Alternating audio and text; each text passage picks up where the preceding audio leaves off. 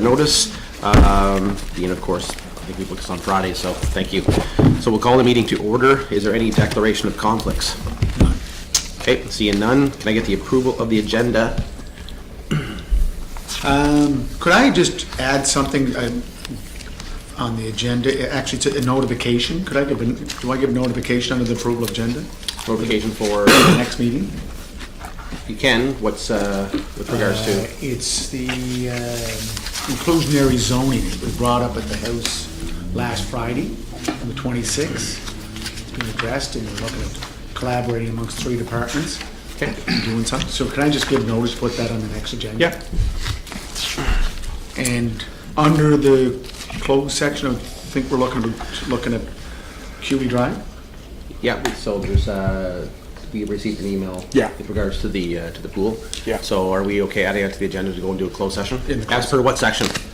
That's 119. I think it would come under both a legal opinion and you're dealing with a citizen's Issue.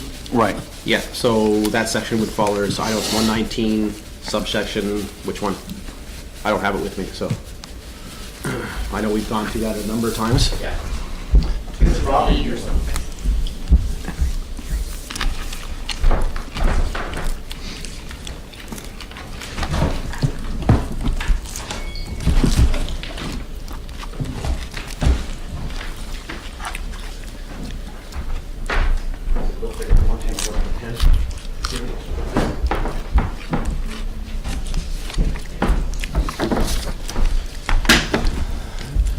It's either discussing policy, a legal opinion, or you're dealing with a private citizen's. Subsection 119, 1B and C. 1B and C? Yeah. Okay. Perfect. Okay, so are we okay adding it to the agenda? Councillor Cody? Thank you, sir. Councillor Gabe, good? Okay. All right, so we'll add that to the agenda. Is there any other additions? Okay, so we'll need the approval of the new agenda. Moved and seconded, thank you. All in favor? Aye. I guess. All right, adoption of the minutes from the last meeting, June 12th, 2020. Moved and seconded, okay, thank you. And is there any business arising from the minutes? Okay, seeing none. So we'll move into the open discussions, which is the building code bylaw. And Alex, who is taking that? I'll just open it up as to why it's here. So we adopted the 2015 National Building Code last year in March? Actually in November 2018. 2018. So we were already on the 2015 code. Since that time, the province has finally implemented a provincial building code act. In most other provinces, it's the other way. We're reversed there. So the municipalities were enforcing the National Building Code, but the provincial act above it, which all other provinces get their authority from that act, wasn't done. So now they have that act done. And as a result of that, we had a very comprehensive building bylaw because we were really covering everything that should be in the provincial act. So now we have the provincial act, and I'll hand it over to Trevor and just indicate how that's going to impact our own building code bylaw here in the city of Charlottetown. Okay, so I'm just going to read my report. Is that the idea? Sure. Okay, perfect, yeah. So the Planning and Heritage Department encourages the Planning Board to recommend the repeal of the current building code bylaw and replace with the new building code bylaw as proposed. The provincial government had adopted the 2015 National Building Code and the 2017 National Energy Code effective March 31st, 2020. This was adopted through the Provincial Building Code Act, which implemented the new Provincial Building Code regulations province-wide. This now requires all municipalities in the province to follow the Provincial Building Code regulations and to repeal and/or amend their current building code bylaws. The province of PEI has adopted the new building code regulations as of March 31st, 2020. These regulations supersede a significant amount of the items that are in the current Charlottetown Building Code bylaw, and therefore these items have been removed. The Building Code bylaw has been reduced in size from 43 pages to 13 pages. We have maintained aspects of our Building Code bylaw that allow us to clearly identify or defined our roles and responsibilities, and also of the applicant, property owner, and professionals, which are fully not covered in the new Provincial Building Code Act or regulations. We adjusted and reduced our number of Schedule A documents to reflect the new professional schedules as provided by the province and reduced the number from 10 to 4. We further defined the requirements for barrier-free residential units in our Schedule B document and enhanced the barrier-free requirements for residential units to clarify the requirements in section in NBC Section 3.8, accessibility, and in the standard B651, accessible design for the built environment. We increased our inspection requirements to add one additional inspection to reflect the requirements of the National Energy Code of Canada and Part 936 of the 2015 Building Code for insulation requirements. We removed the provincial exemption for single-family dwellings not to submit applications for building permit and not to be inspected for 1 year. The City of Charlottetown inspects all projects, and this exemption does not fall in line with the current oversight of the Building Code bylaw. The ongoing issue of abandoned permit applications has been addressed with the addition of Section 4.4 of this new bylaw. If an application has not been completed and approved within 6 months, it will be considered to be abandoned. This falls in line with many other municipalities to ensure applications and permit approvals match current zoning and building code bylaws. Conclusion, the City of Charlottetown is now required to follow and abide by the Provincial Building Code Act and regulations. The proposed new building code bylaw would reflect those requirements and allow the municipality to enforce our additional requirements for building construction. Thank you. Thank you, Trevor. Alice, is there anything you want to add prior to me opening the floor for questions? So again, just if you, we had all of this additional things wrapped around our old building bylaw because we didn't have the enabling legislation, which was the provincial piece. Now that it's in, we have to, because it is the province and that is the enabling legislation, so we have to line up with that new enabling legislation. So all of the stuff that's going out is stuff that was put back in by the province. We don't need to cover that territory. That's correct. And then we're paring it down to what are the unique things to the building bylaw in Charlottetown. The other thing too is that you will likely get, your phone will likely ring in the future as we start getting more and more into the National Energy Code. The province has adopted that, and it almost, well, immediately with their new code, and that's going to add to the cost of housing. So people will likely call you on some building permit and saying, well, City of Charlottetown is, wanting us to get all of this sign off for the energy efficiency of a building, but that is now the provincial requirement. So that's not an add-on from us. We are lining up with the province. So just to, it's a tidy up to bring this thing into, again, to conformity. We have to go to court. We don't want, we don't want to be at odds with the provincial bylaw. So I think that's about this. Yeah, you mentioned the single-family houses, but we've already been enforcing the energy requirements in Part 936 of the National Building Code. So that's not going to change for like small projects, like small houses and semi-detached, but it will change for larger buildings. Now, larger buildings have to meet the National Energy Code 2017 as per the province. So that's something we delayed any adoption of because we waited for the province to actually adopt it themselves before we implement that. So that was something that nobody else is taking on in the province of PEI. Effective March 31st, 2020. Any application prior to that that has been started? That's right. They fall outside of. That's correct. Okay. Yes. And the reason we didn't adopt it fully when we adopted our code back in 2018 was the fact is that there hasn't been a whole lot of training provided on that, reviewing those. How do we sign off on those? There will be schedules. Some professionals are going to have to sign off on those, but it's a bit of a challenge in regard to the building inspectors in Atlantic Canada. There'll be quite a bit of training that will need to be done to bring all of the inspectors up to knowing how to implement the National Energy Code. But in the interim, it'll be consultants that will sign off on their schedules, the same as an architect, that it's meeting the building bylaw requirements. Any questions? Yeah, I'm looking at the building code bylaw right now on our website. So what does this change? You just take what you explained to us and replace the building code bylaw on our website? Yeah, well, there's a significant amount of items that we had to take out because it's in the provincial regulations now. So we don't have to repeat them. So they're already in there, so we have to follow the regulations first, and then we then pare it down to what we still need to put in our bylaw to ensure compliance. Which is attached right here, right, Trevor? Yeah. It's in your package. So under the Charlottetown Building Code, section 11, subsection 1.121, the bylaw hereby adopts the National Building Code of Canada, 2015. That stays, right? Right, yeah, yeah. Yes.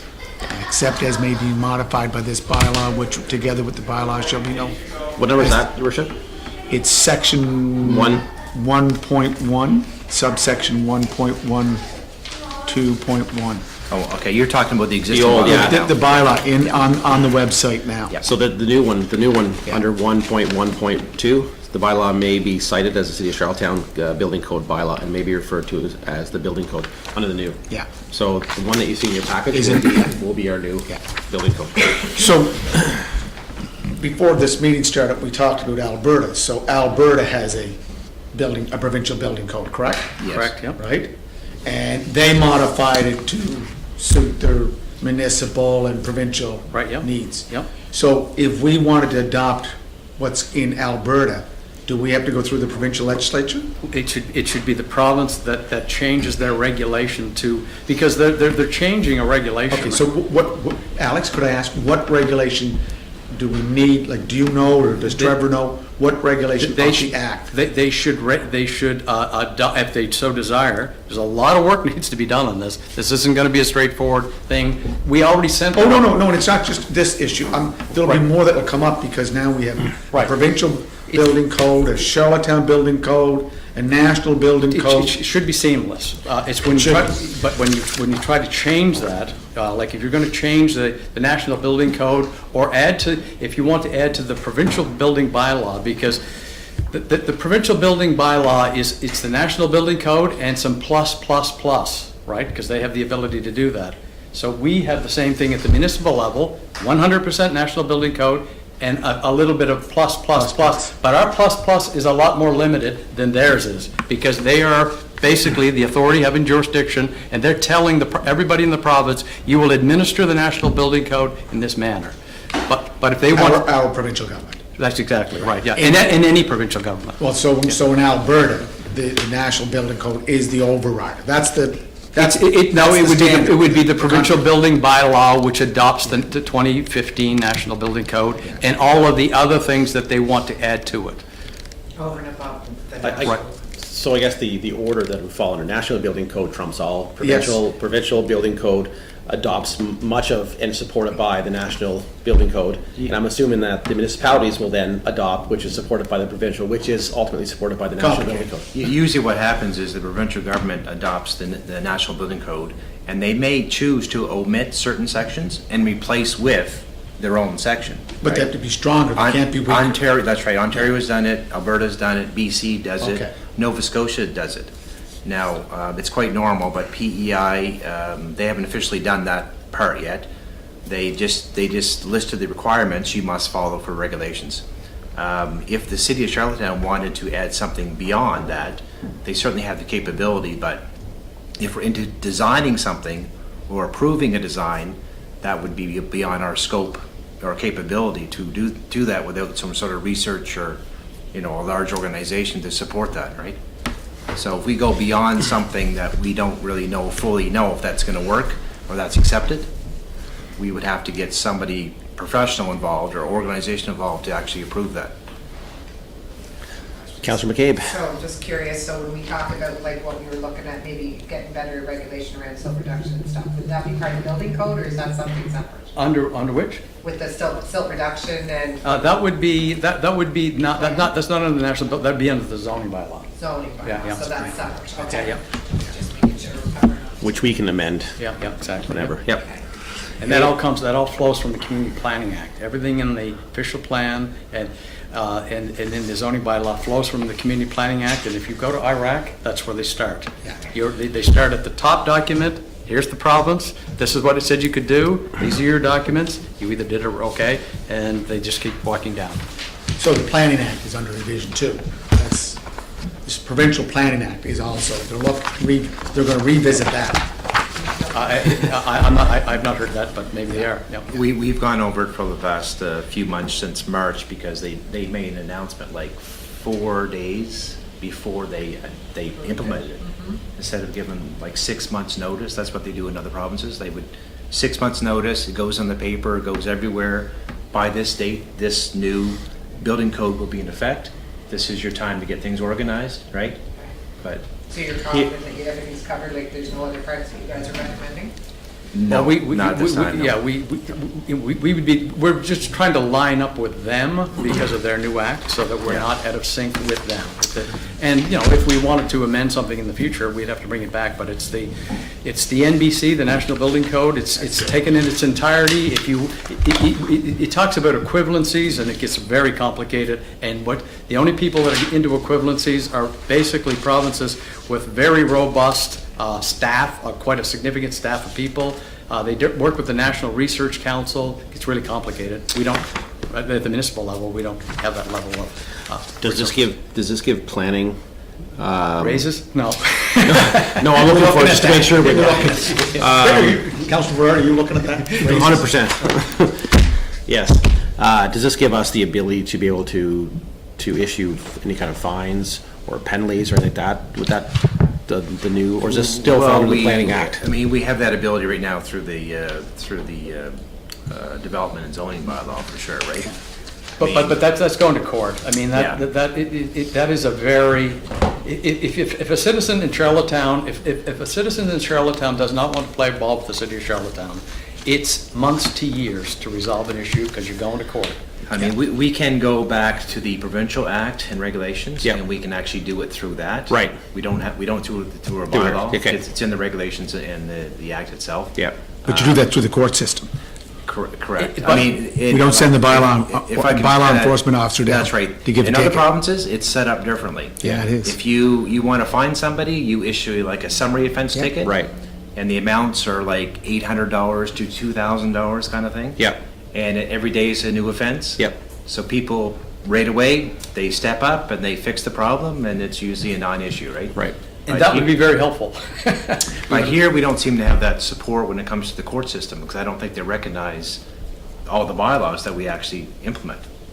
But that's an act issue. The act in the other provinces give those summary powers to their bylaw That's right. enforcement officers. But we have in our act, it's just that you're saying it's more the court system that doesn't No, recognize. it's No, not. no, it's, the province doesn't enable a municipality Yeah. to issue fines. They reserve that for Right, themselves. they have it in, right. They And can't. so anything when, in development wise, that if somebody just says, I'm not paying attention, people say that to me all the time. My next option, David Hooley's office, then you slowly start to get them to court. By Yeah. the time you get them to court, David's bill is always bigger than What we're gonna get the back. judgment against them. So have we lobbied the province to give the municipality, have we done that recently? To give us the authority to be able to do that? And if not, then we It wouldn't probably should. be lobbying, but I would say that if you folks wanted to have that discussion, I think that would be very prudent. I think, Sorry, Dallas, but the fire department right now has the ability to issue fines, right? Correct. But whether those fines get paid or not, That's still in the court. exactly, Decide. right? Yep. So, I mean, I've seen other municipalities where they've gone in and done work on properties that have been in violation of building code or land use, and they've just done the work, and then they charge back to the property owner taxes, right? Yeah. Directly. And then if they wanted to dispute that in court, they can take that back to court themselves, right? which is similar to when we send the bylaw enforcement officer onto a property to clean it up, or if it's dangerous or unsightly, we can do the work ourselves. You see those resolutions go to council. Yeah. Public Works goes in, they do the work, then they lien the property on the bill. Yeah. So the property can't be sold until that bill is paid back to the city. Is this the meeting that, I'm going to get Ellen or Jill, one of us, to set up a meeting with the province? Is it Minister Thompson that way we looking, or is it? No, there are three ministers. I know, That's why but it's- That's why I said, when But is it Minister Bill MLA Thompson? Hannah Bell asked her question of inclusionary zoning, she went through first the Minister of Agriculture and Land, which is Boyce Thompson. Yeah. Then she had to go through the Honourable Minister of Fisheries and Communities, Jamie Foxx. MGA, yeah. Then she ended up with another question with Mr. Hudson, who's the Minister of Social Development and Housing. Yeah. So there's where you have to. I have a sneaky suspicion this would fall under Minister Thompson. But he's the one we primarily deal with, but I'm, at times, people ask me those same questions, and I just say that he signs off all of our bylaw amendments. Minister Mr. Fox. Minister Fox looks after the MGA, and Meet the three of them. we could. Yeah. But And we- put a couple of items on the agenda. Inclusionary zoning, fines, anything else? Have that discussion. And I guess I would just allude to the fact, usually the habitual people in this town, because they have lawyers too, they know where we're hamstrung, and they know that if they play the game, it's likely a good chance that we'll give up, because it's costing us so much money. And then, but we do take people to court. We have, there's certain things go down there. Yep. But the reality is, if every infraction went down there, it's just much easier to bring compliance if somebody feels they're going to be fined. Okay. You know. So that's what we'll take out of, so we'll set the meeting. Who would set that up? Do you get Jill or Ellen? Yeah, try to set something up with the three of them. Okay. Send in the planning committee, send in Trevor and yourself. I think it would be helpful as well if, not to complicate this, but what about bringing this up to the Federation of PEI Municipalities? If they all wanted this, and I suspect they do, Summerside would, and both Cornwall and Stratford would like these tools as well. It's harder for them to say no. Well, why don't we invite Dewey?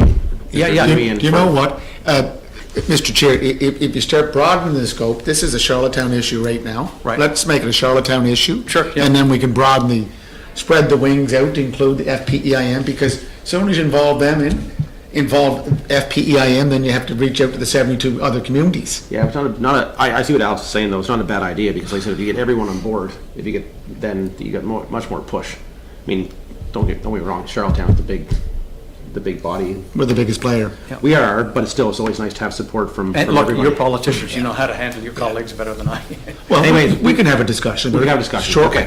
Okay, so what do we need on this, Alex? Do we need recommendation from here? This or needs just to go to approval? council and be adopted. Okay. And there's just one little piece left that before it hits council, we have to make sure through David Hooley, it is what is enabling this at the province. And so we will make sure before you see it at the council, it'll be all written out in its entirety as to what the bylaw will state in regard to that enabling piece. Are we making a motion here today to Yeah, send it? right, Okay. right.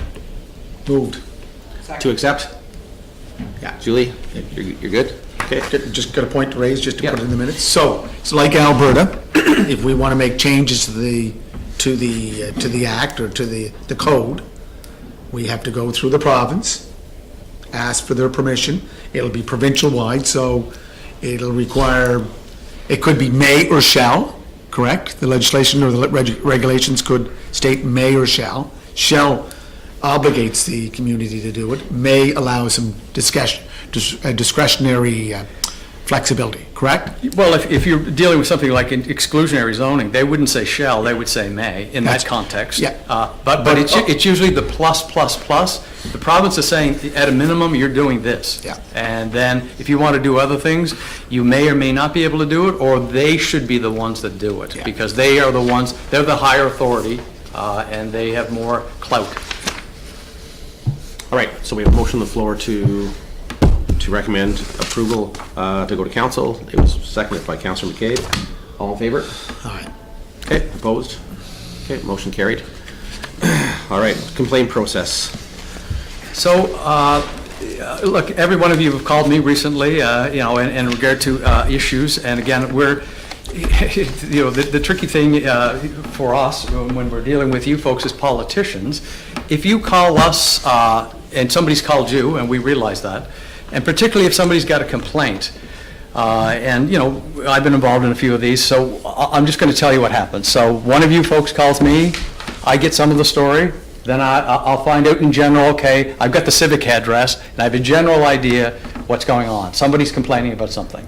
So then I'll find a building inspector, might find a planner, and say, look, I was just talking to one of the counselors, got this issue, can you look into it? Well, the first thing that's asked of me is they need more information. There's something missing. And then I go, well, I don't know. I'll go back to the counselor, and then I'll try to follow it up. Well, then they have to call back the citizen, and it's just around and around and around. And the other thing too is, let's be frank, I mean, if you're calling, if counselors call or the mayor calls, you're getting priority. And while you're getting priority, and most of the time, I think, I can't speak for you folks as counselors, but you just want to get it addressed and somehow get it resolved. But when you folks call, then it's a matter of, the mayor's calling, Greg's calling, we want to get on top of it. But that elevates the issue. Meanwhile, somebody that's waiting for a significant permit, then that gets put on hold because we're trying to figure out this issue. And it takes a lot of time to figure it out. And at the end, it may be, when we figure it out, that there's nothing we can do. We've been trying to implement and to be more professional, is when a complaint comes in, you take a log. So as counselors, you'd say, well, look, if it's just a general inquiry or something you can ask me at council, that's easy. But if you know that there's that's between two neighbors and there's, and then the other thing too is when a citizen makes a complaint, we don't, unless we intervene with the neighbor, we don't say right off the bat, the neighbor's calling, but we will say we received a complaint. They may not know where it comes from.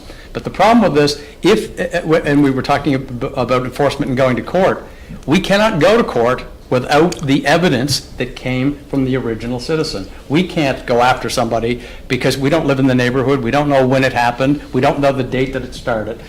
So what we're trying to do is we would like to implement a system, we hope would be helpful for you folks as counselors, just to say, call the planning department and lodge your complaint. You will have to leave your name. Lots of people don't want to leave their name, but again, we can't really pursue anything without a real, if somebody then on the other side says, you're harassing me, Mr. Forbes, and I'm calling the mayor, or I'm calling your colleagues, we need to, and then if I don't have anything in a file to say, well, Mr. Gregory called me on this date, that's why we're involved in it, right?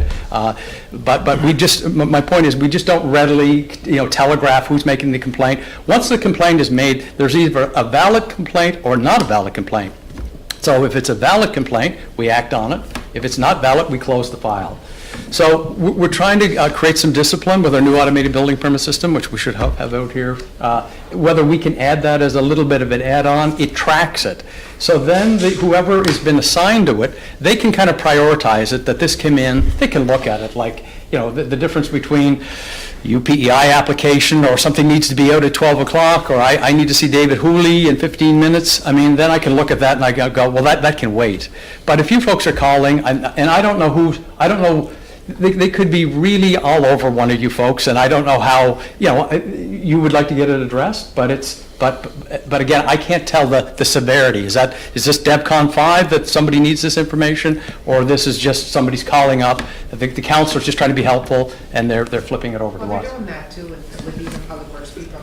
You have a formal process. Right. They can CC to planning and CC at me, so I know that the complaint's gone in and concerns, and it's a process. Yeah, and the nice thing about me in the future, let's say you make, or you tell the resident to contact us. So, and then 2 weeks later, that resident might get back and say, well, I didn't hear anything or whatever. At least I can then, from my computer, right, I can just look in and see, okay, I know who's got the complaint. They may have said it called twice, no answer, something to that effect. But the reality is that when I get these just coldly through you folks, I'm literally walking through the department saying, is this your file? Do you know what's going on here? So it's in the interest of ensuring that it gets closed, and then when it's closed, what people will do is they'll complain about something, and then we say we're not going to do anything, and then they just wait 6 months. And particularly when the council changes, they'll do that all over again. They'll be under the new councilors. And we can look in the file and say, that complaint was asked and answered in 2018, the file's closed.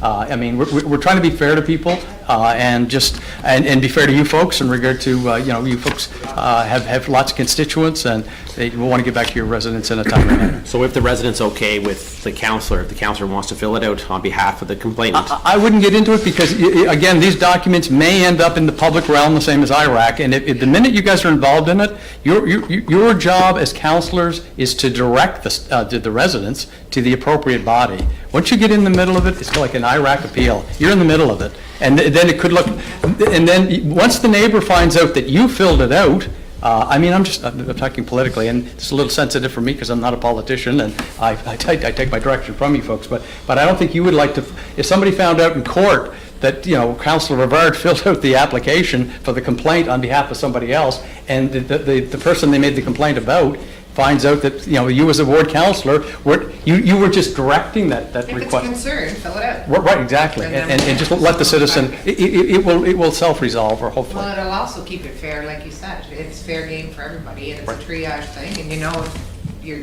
date's coming in, and that Julie McCain didn't get dealt with 6 months ago because Greg Rivard decides he's gonna come in and keep pounding. Sure. That's not fair to my little resident. Right, but it's totally fair for you folks to say, look, my resident ran into me and they made a complaint a month ago, they're still waiting. Yeah. I'll jump on that and I'll just go, okay, I'll look into that, what happened there, why did that break down? But, again, we're trying to follow up, there's just so many things going on over there, and these things, they take time, all of these complaints, they need to be dealt with. People have an expectation that we're running a very efficient city. But we think that this is a better manner. So if a citizen calls or doesn't want to leave their name, they may call you folks and say, well, look, I can't believe I didn't want to leave my name. It's the same as when you participate in the planning process. You now have to leave your name because the other side has the right. It's like a court. You can't say that, if somebody's an axe murderer, but not say who accused you of being the axe murderer. but do we get a lot of complaints? I know, Oh, yeah. I know you get a lot of We calls get- from counselors with yeah. regards to Yeah, we additional get information. Right, we get Not lots that of. I know of, maybe there's lots of counselors who call. We do get a significant amount of complaints, and we're trying to track them, like Ellen could speak up, I guess, about that too, but the problem is, we don't usually know where they start. Like, when I get a complaint, I usually get it, say, from Alex, Yeah. and it's a verbal thing. Yeah. By the time I get it, it's already been discussed with 3 people at Yeah. least, right? No, fair enough. So I I don't see. even know what the complaint is when I get it, or sometimes not even the address, or who's complaining. Right. Or what the property owner is, or anything. I don't really know what's going on. All of a sudden, we show up to a corner, and we pick one of 4 buildings that looks like there's something going on, and we start the process, but No, and I appreciate that, and I'm Yeah. kind of curious as to what kind of numbers are we talking when it comes to like how many counselors come in They don't come in, they just call. They or call? Yeah. How many calls do we get in a run of a month?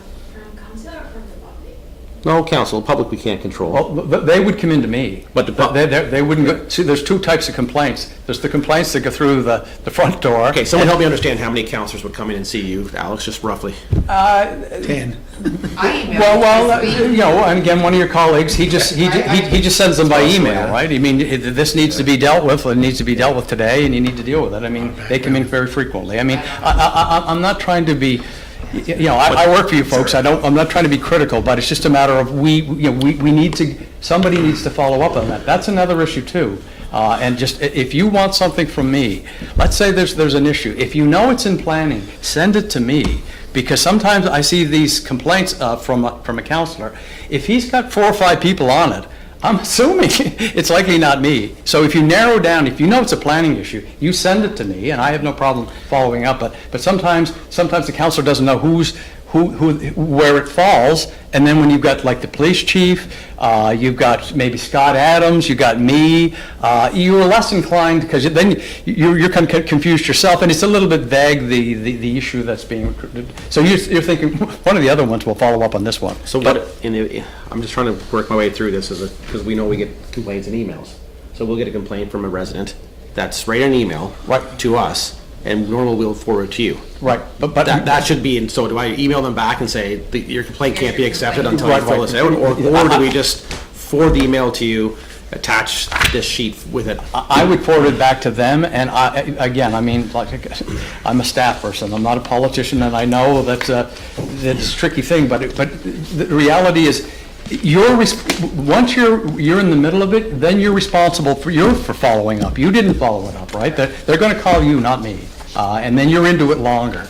You're saying this will help you organize order of how you want. And the priorities, and again, you folks, anytime, you see me all the time, you can go, look, this lady's still calling me. She made that complaint 2 weeks ago, where are you with it? Then I'll write that down, and I can go back and find it in the system, then I can go to Trevor. I don't have to know all the information, you can just say, that lady or that gentleman's still calling me, and we can get on top of it. But, So if somebody sends a complaint by email, you're saying, why can't they just forward it? I mean, it's a possibility. I mean, the only thing is, At the end of the day, is they're putting all we the need the detail. information. We need the complaint. Oh, I agree. It's not like We on, need contact information, property information, the real complaint. should be part of their email, but I'm saying so if that information's not there, we can send an email back saying, see attached, fill Yeah. us out, send it to planning. But if the information's all in that email, and they've taken the time to You're write saying it, it's like a redundant. 3-paragraph, Yeah. why not just be able to say, listen, I'm forwarding this on to planning department, Yeah. thanks. It's not that I'm intervening, but it takes the place This gives back. them a little accountability to make sure the issue's real though,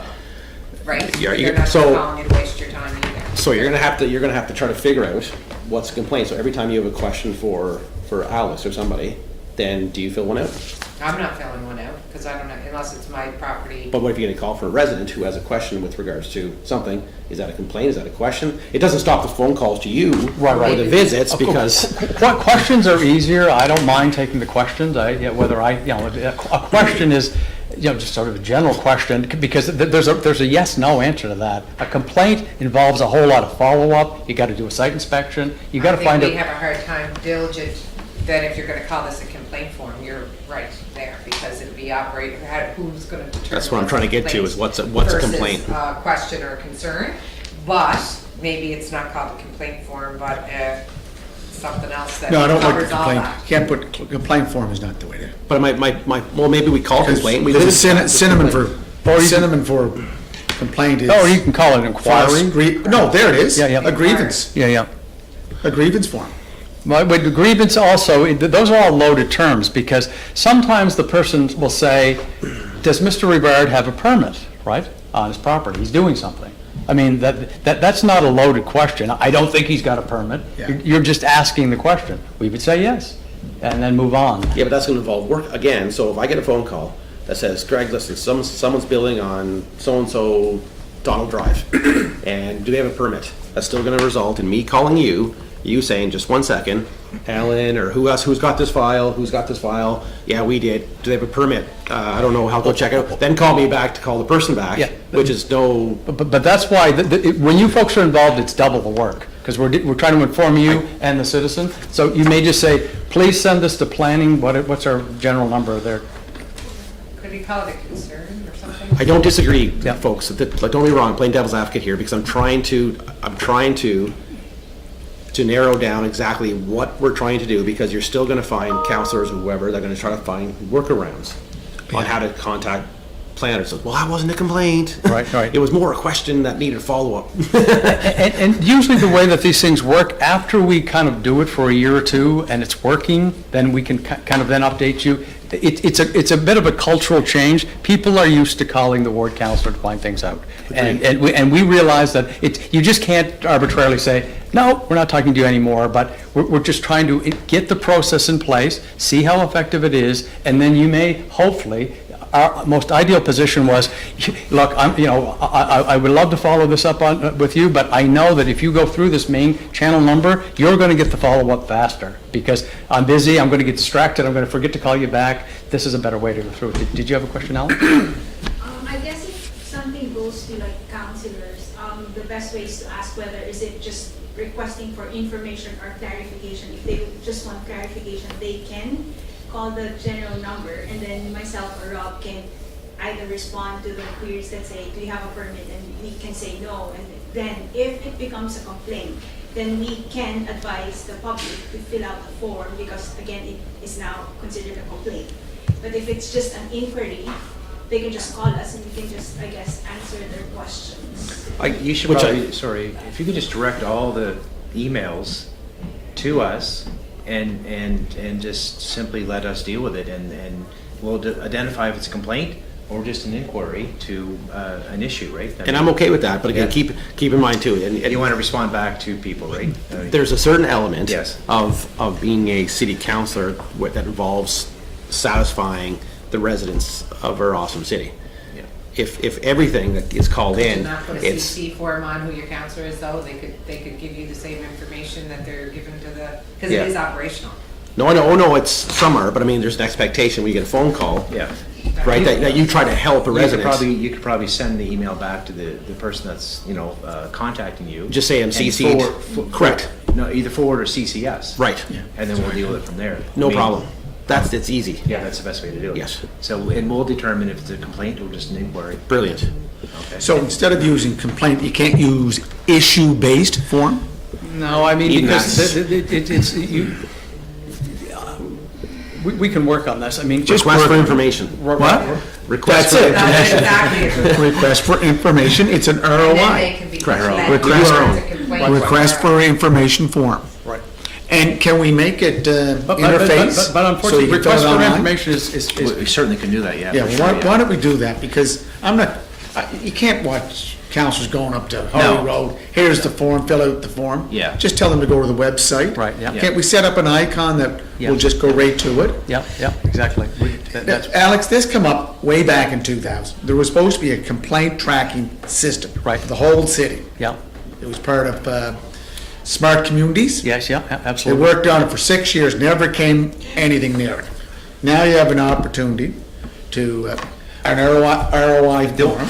The only thing is, sorry to interrupt, we don't want to get the complaints for the whole city. No. Planning This department. is, but we could, Yeah. this model could Yeah. expand to public Every other works, part. parks and recreation. The other thing I would recommend though, that if we do this, which we will, which is great, and we are tracking it, Yeah. then I think that each counselor should be, like Public Works do right now, is they give based on location. So Public Works gives us a spreadsheet every 2 weeks with calls that have come in from your department or for your ward for work to be done. That way we're aware too as counselors. It would be really nice to know if there's like 4 complaints coming in from residents that again, that we've steered, that we don't know about because we've promoted this. Yeah. But when I go knocking on doors again, I really would love to know if what that issue was and if it was resolved. I think if we get our building Makes sense. permit program in place. Yep. We can certainly do that quite easily. right? Okay. And I think this is going to be an iterative process. We'll come back to you folks and we'll say, since we last spoke to you, that this is, we've revised the form, the terminology. The only thing, your worship, on the request for information, that sounds like a dangerously that's the freedom of information, but like just a request, an inquiry or something, we will come up with some better, There's because. inquiry form. A review form. Right, yeah. Yeah. There's so many ways, okay, let's work on it. Yeah, no, Take, wait, Ellen. take a complaint. yeah, exactly, yeah. Ellen. Because that is a loaded, that's a loaded that somebody is, they may not have a complaint if they get the information. And they're just complainers. Yeah. Ellen, go ahead. And I think we may have to add like guidelines as to what should be included in the request versus just a regular call, which could just be like a yes or no question. Because Correct. if we are going to track every single call, it might be also difficult if it might not provide the correct like, summary as well. If you're just looking at the number of complaints or issues that has to be addressed and those that can be just answered by a single call. Right. And we're gonna be having a council the whole meeting for code of conduct under HR eventually, but if this could be formalized, they could be explained and taught in council that same time. So all councilors are hearing the same message about how you want this to roll out versus trying to. Code of conduct and complaint forms. Well, no, but at least they're hearing the same Couple message, councilors right? might I mean, otherwise, Yes. some people might not understand. Just a last point, Trevor, under date received for office use only, do you have to put that on the form? We do that for everything that we receive, all the applications that we receive for permits or variances. Yeah, Or okay. So we know when that came in, and then we take action from that date on, right? So, Let's agree that we're gonna go back, redefine the form a little bit, Yeah, not that it's yeah, not yeah, good, yeah. but just from based on our Sure, discussion yeah, today, yeah, we'll perfect. bring it back to either this committee or bring it back to council as a whole, Right. and let them have some feedback on it, and if they're okay with how the form looks or whatever, then we will kind of push forward, and we'll even see if we can get CBC or the Guardian to I think it's pick up on really the story, great. right? And then See if we can tell the public. absolutely get them out there and let them know. 'Kay. We're having Did You Know happen too, so we'd be Yep. able to get this information on that. Perfect. Is that okay with everybody? Good.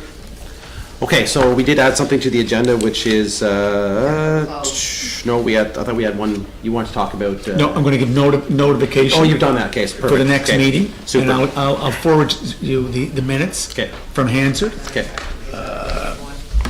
June 26. okay. All right, so as per subsection 1.